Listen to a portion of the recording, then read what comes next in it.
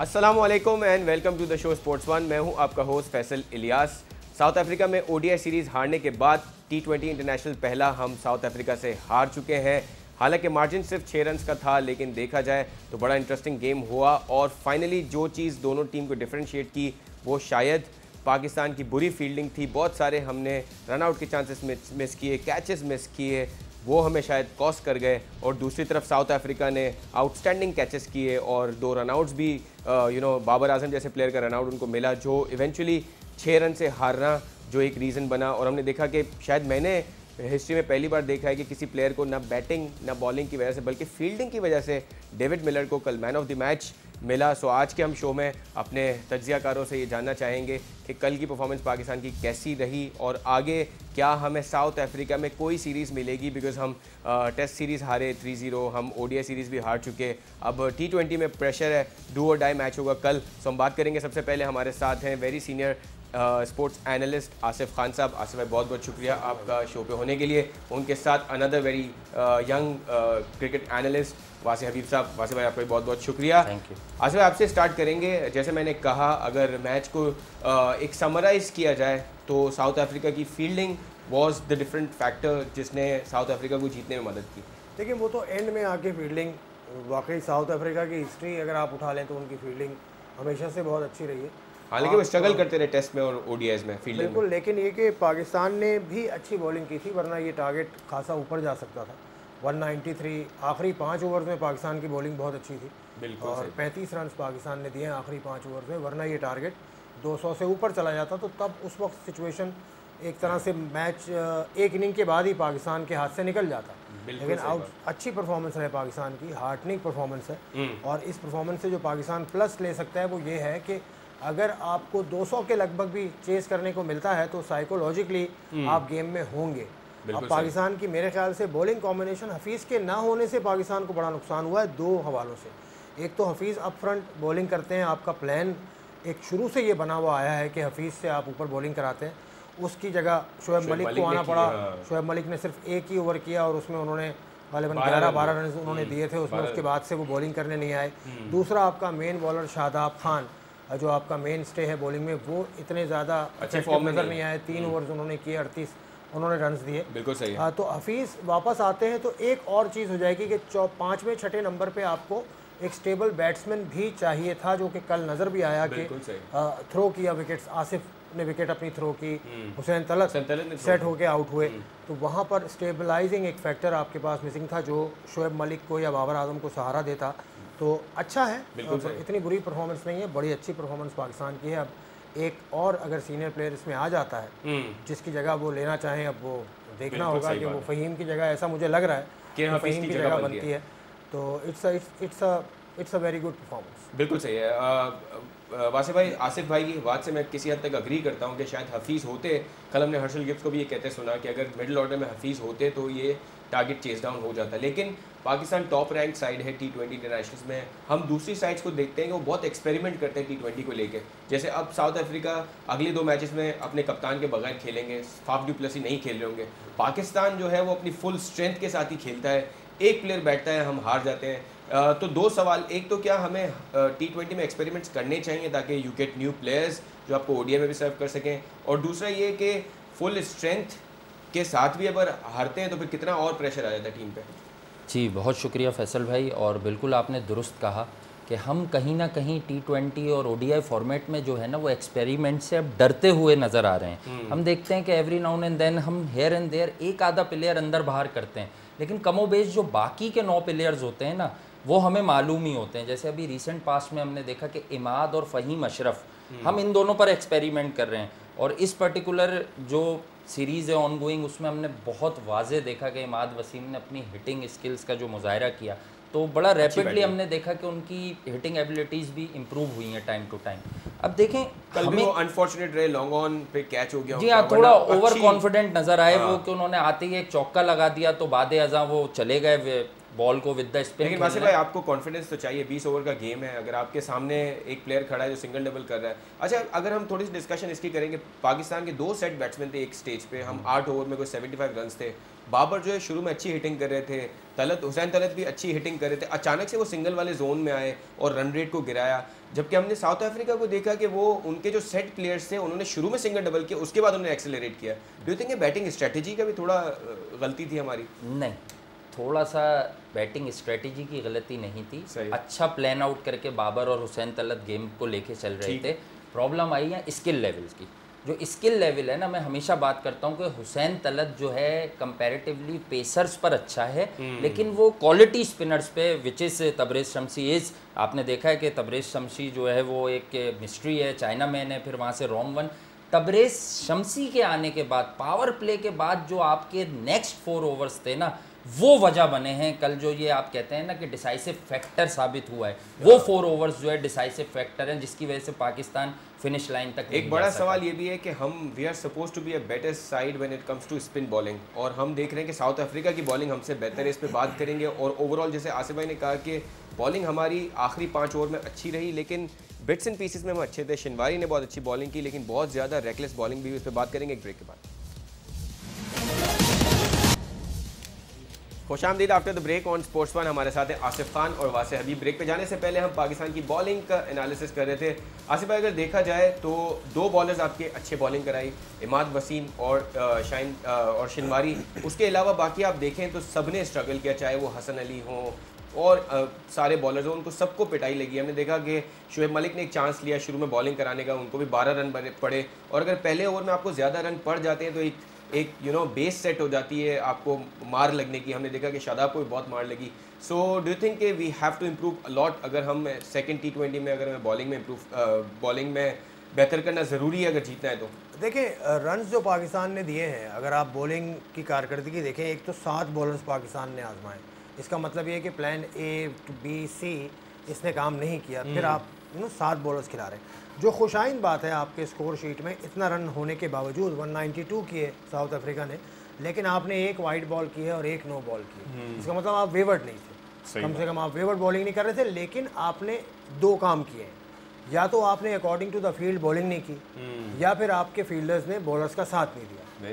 इसके अलावा इस स्कोर कार्ड को देखते हुए, मैच को देखते हुए, इन दोनों चीज़ों का अंदाज़ा होता है। बिल्कुल फील्डिंग आपकी अप टू द मार्क नहीं थी, चांसेस मिले हैं। शुरू में आपने देखा होगा जब पाकिस्तान ने स्टार्ट किया था बॉलिंग का, तो रन आउट के हाफ चांसेस मिले हैं। वो हाफ चांसेस भी आपको अवेल करने हैं, जिस तरह मिलर ने करवाए, 2 उसने रन आउट किए हैं, 4 उसने कैचेस लिए हैं, दैट इज, और 9 विकेटों में से 6 में उसका कंट्रीब्यूशन था। और गो के उसने सिर्फ 10 रन बनाए थे, वो भी 12 गेंदों पर। तो बैटिंग में तो उसको नहीं मिला। कभी याद है किसी प्लेयर को?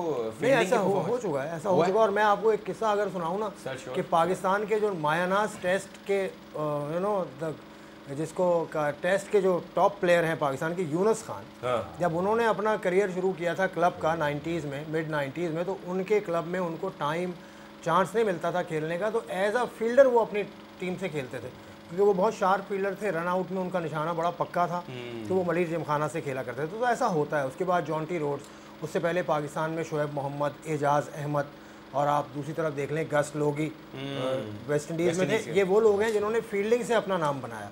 तो होता है, आपको मेहनत करनी पड़ती है। पाकिस्तान को भी मौके मिले थे, और T20 गेम में आपको हाफ चांसेस भी अवेल करने चाहिए। बिल्कुल सही। वैसे आपको लगता है कि आपने 3 आपको क्लियर कट चांसेस मिले जिसमें आपने हिट किया, और एक बार भी आपने हिट नहीं किया विकेट को। डू यू थिंक कि ये आपके फील्डिंग के स्टैंडर्ड को भी रिवील करता है? कि जैसे मैं हर्षल गिब्स को कहते हुए सुना कि an international side who is having a good fielding side, उसको एक बार ज़रूर हिट करना चाहिए था अगर 3 या 4 चांसेस मिलते हैं। सो do you think this also calls for improvement in the fielding, because आपने हाफ चांसेस लेने हैं, वरना आप T20 इंटरनेशनल में नहीं जीत पाएंगे? या Herschelle Gibbs was absolutely right in this regard कि पाकिस्तान एक प्रॉपर टेस्ट क्रिकेट नेशन है। आप खेल रहे हैं सबसे छोटा फॉर्मेट, सही, और बड़ा इन्वेस्ट करते हैं आप अपनी मर्ज़ी से, और एक बाहर का कोच लेके आए हैं, दैट इज़ ए ग्रांट रेडबर्न, जिसकी एक्सपर्टीज़ ही यही है कि वो आकर आपको फील्डिंग सिखाए, क्योंकि वो एक बड़े नाकाम किस्म के ऑफ स्पिनर साबित हुए थे अपने टेन्योर में न्यूजीलैंड के लिए, और बड़े इन्फ्लुएंस थे उनके, जो मरासिम थे उनकी बिना पर वो न्यूजीलैंड को सर्व भी कर गए थे कुछ मैचेस में, और शारजा भी आए थे। तो उनका अब यह मेन रोल है। आपने इतनी बड़ी नेशन का, उनको क्रिकेट प्लेइंग नेशन में पाकिस्तान जो है one of the top nation consider की जाती है, आपने उनको इतना हैवीली पे कर हायर किया है, तो कुछ रिजल्ट्स होने चाहिए। लेकिन फील्डिंग एक ऐसा एस्पेक्ट ऑफ द गेम है फैसल भाई कि जहाँ पे शौक की भी बात आ जाती है कि आप जो है वो प्रैक्टिस कितनी करते हैं, इंटरेस्ट कितना लेते हैं। जैसे अभी आसिफ भाई ने बड़ा अच्छा एजाज़ अहमद का भी नाम लिया। एजाज़ अहमद भी ऐसे ही प्लेयर थे कि जो टीम में एज अ बैट्समैन आना चाहते थे, लेकिन 92 का वर्ल्ड कप भी ले लें कि इमरान खान साहब ने उन्हें as a 5th bowling option use किया मोस्टली, और बैटिंग में हम उनकी वो झलक देख नहीं सके। After 92 World Cup Ijaz Ahmed को मुकम्मल मौके मिले कि वो 93 ऑनवर्ड्स से वो प्रॉपरली बैटिंग करने लगे। फिर वसीम अकरम जब कप्तान बने, वो चीज़ बड़ी हेल्प आउट कर गई एजाज़ अहमद को, और वो फिर प्रॉपरली पाकिस्तान के लिए ऊपर के नंबरों पर खेलने लगे, वन डाउन आने लगे।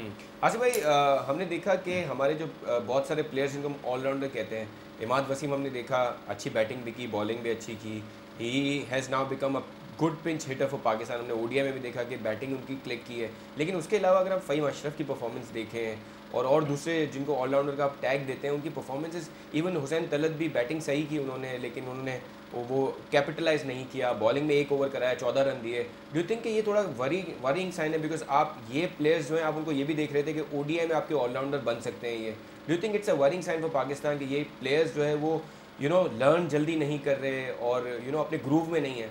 देखिए, एक चीज़ और हमें इस मैच में देखनी होगी कि काफ़ी रन्स बने हैं दोनों तरफ से, 193, 192 और 186।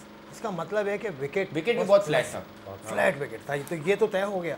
अब फ्लैट विकेट के ऊपर आपको बॉलर या तो चाहिए बहुत तेज़, या फिर आपको चाहिए लेंथ का बिल्कुल पक्का बॉलर। Very true. अब आप आ जाएं हुसैन तलत। हुसैन तलत एक गैप के बाद आ रहा है, गो के अभी वो जो डोमेस्टिक सीरीज उसने खेला है, जिसकी परफॉर्मेंस, जिसकी बेस पर वो टीम में आए हैं, वहाँ उन्होंने रन्स किए थे। आसिफ अली ने इसी रीजन में साउथ अफ्रीका की जो MCL हुई उसमें कुछ उसकी झलक नज़र आई थी।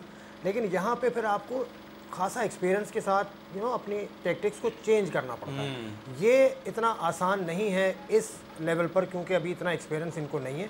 तो इसलिए ज़रा सा उनको मार्जिन, मेरा ख्याल है हुसैन तलत को, आसिफ को आपको थोड़ा सा मम्मा है। तो ये भी कहता हूँ कि शादाब को भी, क्योंकि शादाब भी अब रिलेटिवली अभी नए हैं, इस रीजन में खेलने का उसको इतना तजर्बा नहीं है। लेकिन कहीं ना कहीं ये भी देखना होगा कि कोई इंजरी स्केयर तो नहीं है, कोई और प्रॉब्लम तो नहीं है, क्योंकि शादाब भी इंजरी से वापस आ रहे हैं। तो ये देखना होगा। बहुत बड़ा एक डिलेमा है जो पाकिस्तान का है इस वक्त, कि आपको अपने लड़कों को जो मेन है उनको बचाना भी है, उनको संभालना भी है, रोटेट भी करना है। और इत्तलान तो ये है कि इनको अब जैसे हुसैन तलत को, आसिफ को यहाँ मौका दिया जा रहा है, तो आबिद अली को या शान मसूद को या असाद अली को या फवाद आलम को, ये वो लोग हैं जो आपके आगे जो सीरीज़ आने वाली है ऑस्ट्रेलिया के खिलाफ, उसके लिए हो सकता है कि ये लोग आएँ। तो एक रोटेशन पॉलिसी की कोशिश तो कर रहे हैं। फवाद आलम का नाम ले रहे हैं। फवाद आलम कंटेंशन में थे, सही है, लेकिन फवाद आलम का सवाल टेस्ट क्रिकेट में कंटेंशन में नहीं। फवाद आलम का टेस्ट में भी थे, लेकिन फवाद का सवाल आप 2 लोगों से करें, सिलेक्शन कमेटी से ज़्यादा कोच और कप्तान से पूछें।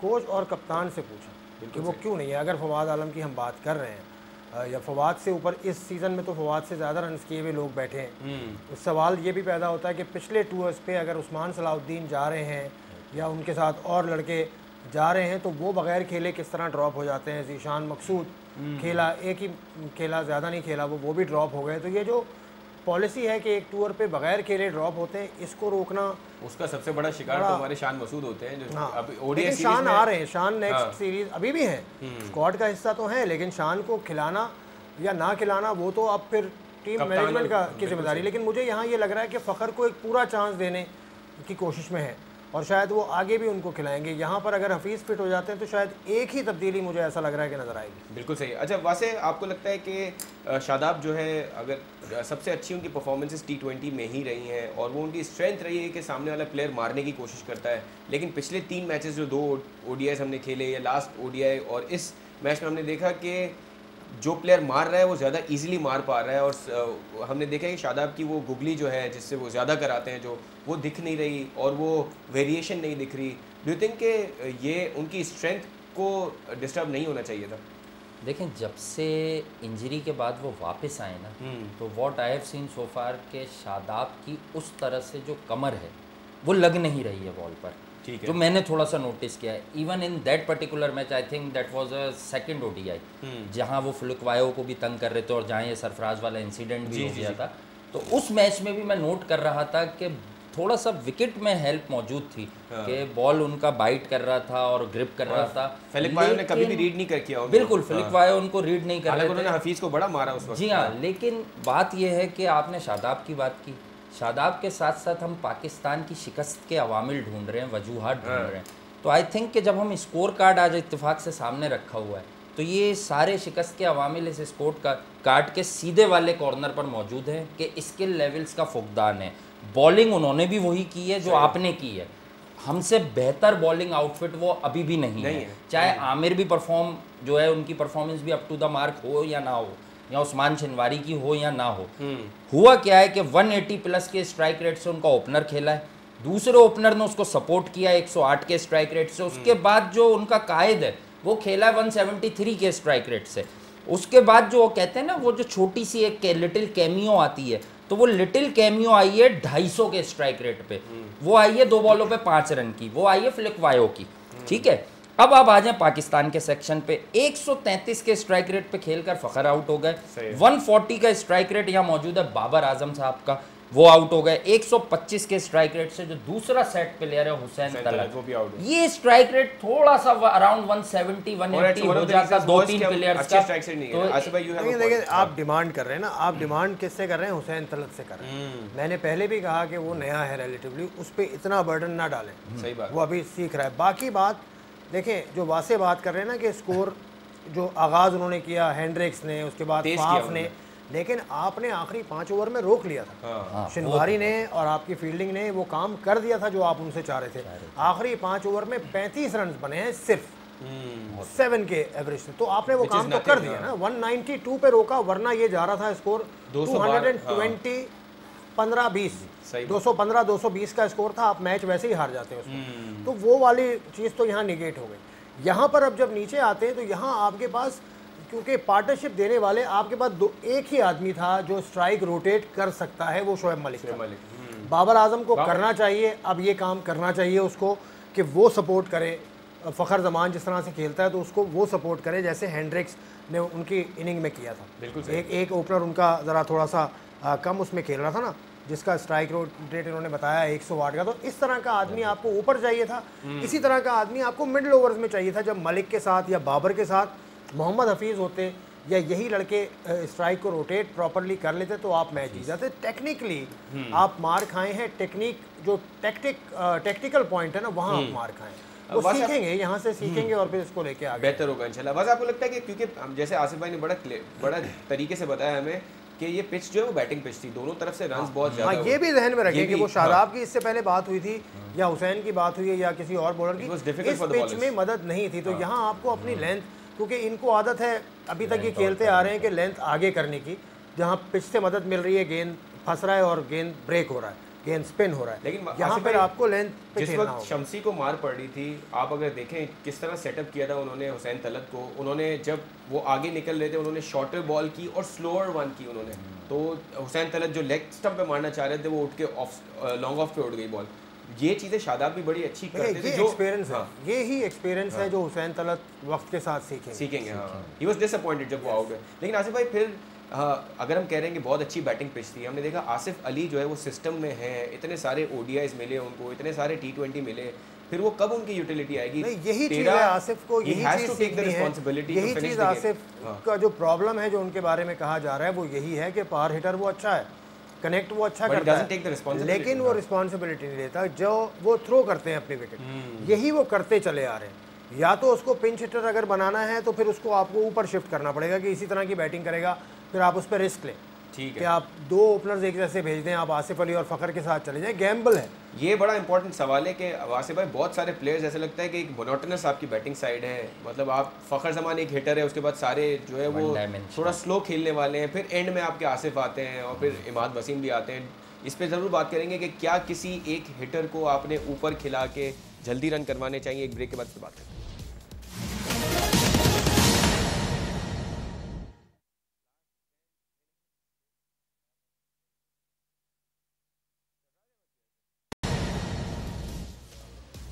खुशामदीद। After the break we have with us Asif Khan and Wasay Habib. Break पे जाने से पहले हम अपने फर्स्ट टी20 इंटरनेशनल की परफॉर्मेंस पे बात करें पाकिस्तान के। इस सेगमेंट में कोशिश करेंगे कि हम कप्तान पे थोड़ी डिस्कशन करें, बिकॉज शोएब मलिक हमारे स्टैंड इन कैप्टन है, लेकिन हम जो बहुत सारी चीज़ें देख रहे हैं उसमें बार बार, जैसे सालगिरह उनकी थी, कल थी शोएब मलिक की, उसी सेलिब्रेशन में हमने देखा कि सबने ये कैप्शन किया हुआ था कि पाकिस्तान के कप्तान शोएब मलिक की 37वीं सालगिरह।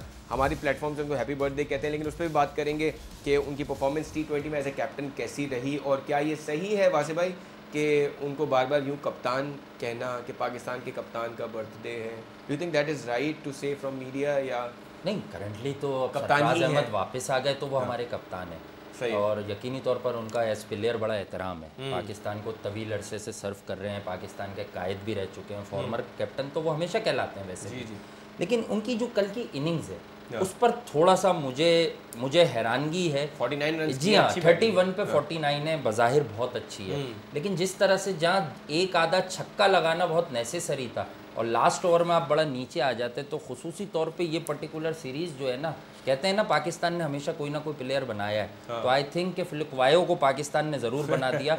जिस तरह से फिलिक्वायो ने इस टी20 सीरीज़ में, देखें वो अपनी बैटिंग की झलक तो दिखा चुके हैं, वो हार्ड हिटर हैं, चाहे वो स्पिनर को रीड करें या नहीं करें, वो ऑफ द विकेट ही पढ़ने की कोशिश करते हैं, वो किसी को आम से पिक नहीं कर पाते क्वालिटी बॉलर को। अब आ जाएं आप शोएब मलिक की इनिंग की जानिब, तो जिस तरह से वो पहले से मैं जो देखता हूँ कि वो बैकिंग अवे और वो खुद को खड़ा कर लेते हैं, उन्होंने डाला की, जी हाँ, डाला की एक दो बड़ी बेहतरीन कट करने वाली डिलीवरीज को मिस किया, क्योंकि ही बैक्स टू फार और वो बहुत दूर हो गए थे गेंद से, और उसके बाद एक उन्हें मुंह पर बॉल मिली मिडिल और अराउंड मिडिल और लेग स्टंप, तो उसके बाद उन्होंने उसको कनेक्ट करने की कोशिश की, तो इतना स्लो होने के बाद और जिस तरह से फिलिक्वायो ने शोएब मलिक के अगेंस्ट बॉलिंग की, वो जो स्लोअर वंस और नकल बॉल जिसे हम कहते हैं कि आप उंगलियों में फिंगर्स के ऐसे पाम में ऐसे ग्रैब करके ऊपर से बॉल को रिलीज करते हैं, तो वो पेस नहीं आता, वो बॉल कहीं इधर और उधर ऑफ या लेग ब्रेक नहीं होती, लेकिन वो ball of the wicket hold करके आती है आपके पास।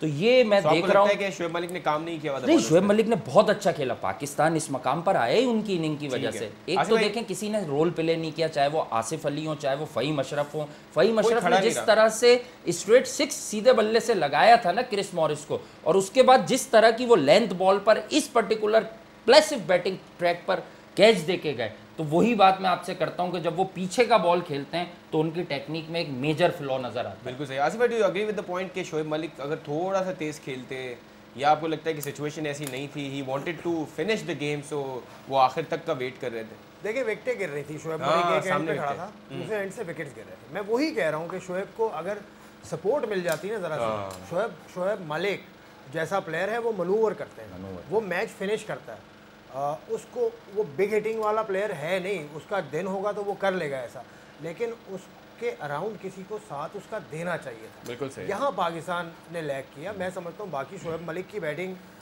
उस इनिंग में मुझे कोई ऐसी कोई ख़ास चीज़ नज़र नहीं आई जिसको क्रिटिसाइज़ किया जाए। सिर्फ उसके जहन में ये होगा कि मैं विकेट भी बचा लूँ, तो कुछ रन भी बना लूँ, आउट भी ना हो, मैच भी निकल जाए, बहुत सारी चीज़ें साथ लेके चला था। एक अगर मेन उसके साथ कोई साथ देता शोएब मलिक का तो सिचुएशन डिफरेंट होती, क्योंकि आपके पास शोएब के बाद एक ही एक्सपीरियंस प्लेयर था बाबर आजम, वो भी आउट हो चुके थे।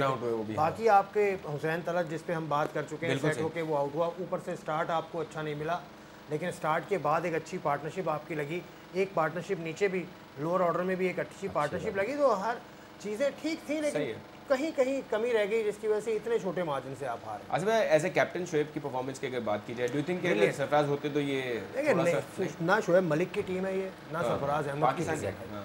मैं और सख्त लफ्ज़ नहीं कह रहा, वो जो हम स्लैंग में कह दिए जाते हैं किसी की टीम नहीं है, ये पाकिस्तान की टीम है भाई। जो जिस दिन कप्तान है वो सर आंखों पे, बिल्कुल सही। सरफराज अहमद जिस दिन वापस आएंगे, जिस दिन वो कप्तान बनेंगे, सर आंखों पे। इस वक्त कप्तान है शोएब मलिक, और सरफराज अहमद को वापस आना चाहिए इंशाल्लाह। जिस तरह से बाकी टीम्स करती हैं, कोहली नहीं खेल रहा तो क्या हुआ, कहाँ शोर आपने सुना है कहीं किसी उनके मीडिया में कि विराट कोहली तो छुट्टियों पे निकल गए, और वो क्यों निकल गए छुट्टियों पे, फाफ को क्यों रेस्ट दिया जा रहा है, कहीं आपने शोर सुना है? यही तो बात है ना सर, उनके कप्तानों में कॉन्फिडेंस भी तो है ना। हमारा कॉन्फिडेंस आप और मैं ही तो देंगे कॉन्फिडेंस, और कौन देगा? आप, मैं और क्रिकेट बोर्ड नहीं दे रहा तो मीडिया भी नहीं दे रहा कॉन्फिडेंस उसको। मीडिया बटा हुआ है। मैं तो बड़ा दिलचस्प है, मैं बड़ी दिलचस्पी के साथ देखता हूँ कि मीडिया बटा हुआ है एक कप्तान के ऊपर, लेकिन ये ज़रूर ये नहीं है कि सरफराज अहमद के ऊपर मीडिया बटा हुआ है। इससे पहले जो एक तारीखी कप्तान पाकिस्तान का गुजरा है मिसबाह उल हक, उसके ऊपर क्या डिवीज़न कम था? उस पर क्रिटिसिज्म का कम हुआ है, लेकिन उस आदमी ने जिस तरह से झेला है, मैं सलाम करता हूँ मिसबाह उल हक को। उससे सीखें आगे आने वाले लोग, आगे आने वाले कप्तान उससे सीखें। और सर लेकिन एक बात है वासिफ भाई, जैसे मिसबाह उल हक थे वो लॉन्गर फॉर्मेट के अच्छे कप्तान थे, Sarfaraz has the record shows that you know he is a good captain for a shorter format. आपको लगता है कि अगर सरफराज का चीखना चिल्लाना थोड़ा सा होता पहले T20 में तो ये मैच डिफरेंट तरफ होता? देखिए, मैंने आपसे 2-3-4 महीने पहले ये बात कही थी कि सरफराज अहमद की जो कप्तानी का अंदाज है, उनको शॉर्टर फॉर्मेट्स जो है ना वो सूट करते हैं। देखें, एक टेम्परामेंट भी होता है इंसान का, जैसे मिसबाह उल हक को लॉन्गर फॉर्मेट सूट करता था। बिल्कुल इंसान भी बेहतरीन थे, कप्तान भी बेहतरीन थे, लेकिन उनका जो ब्रेन काम करता था ना वो लिमिटेड ओवर्स क्रिकेट की तरह नहीं करता था। सेशन बाय सेशन क्रिकेट जब होती थी तो मिसबाह उल हक की कप्तानी में जो है कहते हैं ना एक अलग निखार हमें नज़र आता था। और देखें कि उन्होंने सर विव रिचर्ड का रिकॉर्ड तक विद द बैट बराबर कर दिया उस फॉर्मेट में। और ओडीआई और लिमिटेड ओवर्स में हम कहते रहे, उन पर टैग लग गया बेचारों पर कि he is a took took player. लेकिन वासिफ भाई मैं पूछना ये भी चाह रहा था, आसिफ आपकी तरफ आता हूँ कि देखिए मिसबाह उल हक के ज़माने में भी हमने शॉर्टर फॉर्मेट का अलग कप्तान नहीं रखा, हमने अभी भी हमारे कप्तान होते वैसे ही बहुत ज़्यादा अंडर प्रेशर है। डू यू थिंक कि सरफराज के लिए भी अच्छा होगा? अगेन कैप्टनसी का सवाल है। शॉर्टर फॉर्मेट्स के कप्तान मिसबाह के टाइम में, क्योंकि मिसबाह ने T20 बहुत जल्दी उनको हटा दिया गया था, वो खुद तो नहीं छोड़ना चाह रहे थे। उसके बाद फिर आफरीदी भी रहे, हफीज़ भी कप्तान रहे, तो उस वक्त उन पे इतना बर्डन नहीं था। असल में जिस फॉर्मेट के आप अच्छे खिलाड़ी हैं, अब आप कंपेयर कर लें कि सरफराज T20 का अच्छा खिलाड़ी है, वनडे में अच्छा खेलता है या टेस्ट मैच का, आपको अंदाज़ा हो जाएगा कि वहाँ कहाँ उसको कप्तानी उसके मिजाज के मुताबिक फिलहाल कहीं पे भी नहीं है नहीं इस वक्त, लेकिन रिलेटिवली अगर आप देखें तो टेस्ट मैच के अंदर उसकी परफॉर्मेंस ऐसी नहीं है। Under the shadow of Misbah and Yunus he was good. ना सिर्फ ये बल्कि असद और आपके अजहर भी, उनकी परफॉर्मेंस उन दोनों के अंडर तो ये दोनों ठीक थे। लेकिन अगर आप प्लेयर अच्छे हैं फॉर्मेट में, सबसे पहले तो देखिए कप्तानी तो आती है बाद में, पहले तो आपकी परफॉर्मेंस आती है। पहला फैसला कप्तान ने तो ये करना होता है ना कि हमने बैटिंग करनी है या बॉलिंग करनी है, वो एक कलेक्टिव डिसीजन होता है। उससे आप निकल गए, उसके बाद फिर आपने बैटिंग करनी है, लेकिन जब आपका नंबर आएगा बैटिंग बॉलिंग का, सबसे पहले तो आपकी परफॉर्मेंस अच्छी होनी चाहिए, उसके बाद आती है आपकी कैप्टनसी। हम उम्मीद करते हैं कि सरफराज आने वाले दिनों में रिस्पॉन्सिबिलिटी ज़्यादा लेंगे। And I agree with your point Asif भाई कि जिस फॉर्मेट में भी हो आपकी परफॉर्मेंस बड़ा मैटर करती है। पूरी टीम आपकी बात उस वक्त सुनती है जब आपकी परफॉर्मेंसेस आउटस्टैंडिंग होती हैं। अच्छा, हम कल के मैच की बात करें, बिकॉज कल डू एंड डाई सिचुएशन है पाकिस्तान के लिए, और उम्मीद ये है कि इस फॉर्मेट में हम कम से कम सीरीज़ जीत के आएंगे साउथ अफ्रीका से, ताकि कुछ तो हमारे पास बात करने के लिए। वैसे आपको क्या लगता है, जैसे हमने बात की कि Hafeez should be in the team in place of Fahim Ashraf, उसके अलावा डू यू थिंक कि कोई चेंजेस होंगी, कोई एक्सपेरिमेंट्स होंगे? देखिए, हमेशा विकेट को देखकर, विकेट का मिजाज पढ़कर ही टीम बनानी चाहिए। ये तो सर हमने किया ही नहीं 2 सालों में। बिल्कुल, अब हम कर नहीं रहे। देखिए, अगर इसी तरह का फ्लैट आपको ट्रैक मिलता है तो आपको ये समझ लेना चाहिए कि अगर 6 बल्लेबाज या 7 बल्लेबाज फेल हो रहे हैं तो आपका 8वें वाला जो सो कॉल्ड ऑलराउंडर है वो भी कुछ नहीं करेगा।